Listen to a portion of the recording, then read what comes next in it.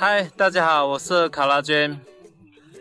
昨天那个小林呢又来收鸽子了，那个乳鸽的价格呢还是7.5块，没有涨，还是这么低。这个小林呢，他说今年这个养鸽子的实在是太难了，很多养殖户呢都已经纷纷的抛售鸽子了。这个很多人他亏一个月可能不止亏2万哦，有些人亏4、5万，亏10万以上的人都大有人在哦。如果你一个月亏10万的话，那真的是很难撑，那么你2、3个月就亏几十万了，对不对？就是亏这么多呢，就是你养的多，你亏的就越多，就是这样。像我们4、5千对的话，最少都也要亏2万多，对不对？那有些人他就养1、2万对啊，那不一个月亏10万以上啊，都是很有可能的。而且很多人养这个鸽子的话呢，其实都不是用自己的钱的，有些呢是借银行的钱，有些呢就是借自己的亲戚啊、朋友的钱来养的。所以呢，这些人的抗风险能力呢就比较差一些，一遇到亏本的话呢，就很难支撑下去。我们养鸽子的话呢，其实也是借亲戚的钱的，只不过是他比较大方，所以呢，我们晚一点还给他也是可以的。这个养鸽子的话呢，其实投资还是挺大的，像你养4、5千对的话，可能投资就要50、60万了，这个投资额确实非常的高。为什么这么高的投资都有人去养这个鸽子呢？其实是这样的，就是前2年呢，这鸽子的价格还不错，所以呢，大家都说养鸽子有钱挣，就纷纷的投入这个行业。所以有些人他没钱，他也是跟别人借点钱啊，跟银行借点钱啊来养。现在呢，这个价格雪崩啊，就是每个月都亏，所以很多人是撑不住的。就是如果你是借银行的钱的话，那每个月你都要还钱啊，对不对？这个你又养鸽子又亏本，你要还钱给银行，这是很难的。所以大家都纷纷的就是抛售这个鸽子啦，不养鸽子啦，都要跑路啦。所以呢，最近抛售种鸽的人呢也特别的多，就是种鸽当老鸽来卖了。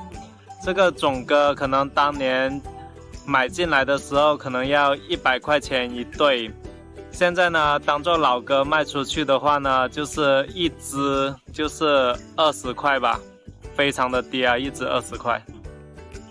去年呢，这个老鸽的价格还是可以的，能卖到35以上一只，这价格还是挺不错的。今年的话就不行了，最近呢跌剩20块，前阵子呢是25，前阵子25，最近20块。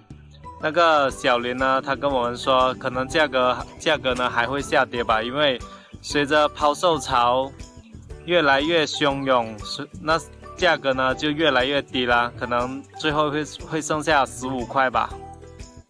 15块钱一只的老鸽，那真的是血亏了。这说明养鸽子这个行业已经进入了最严峻的时刻了。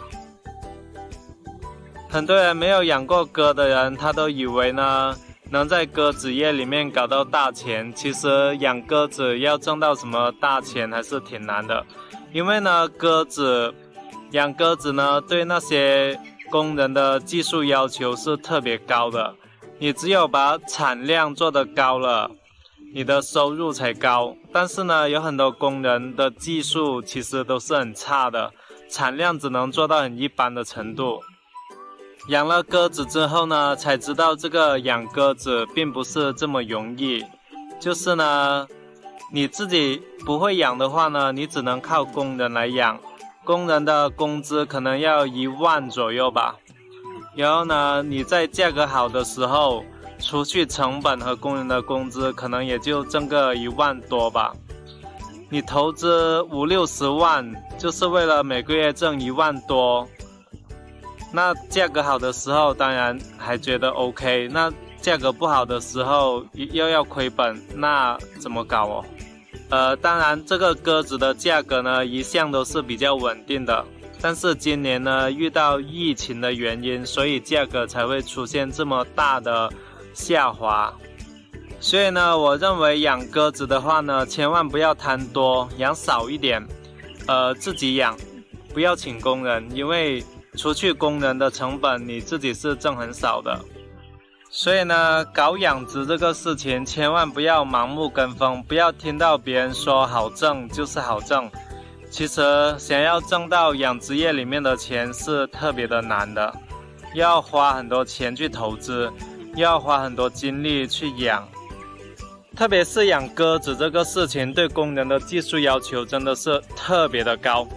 以前我们请过2队工人，都是搞不出什么产量的。我们自己搞的话呢，也是搞不出什么产量。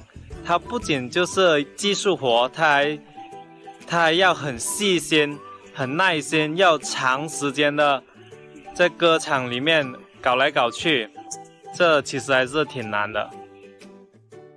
好了，今天的视频呢就到这里，我是考拉君，喜欢我的视频的朋友欢迎点赞加关注，我们明天见，拜拜。这个我招的比较少，招的这个老鸽子，你报的？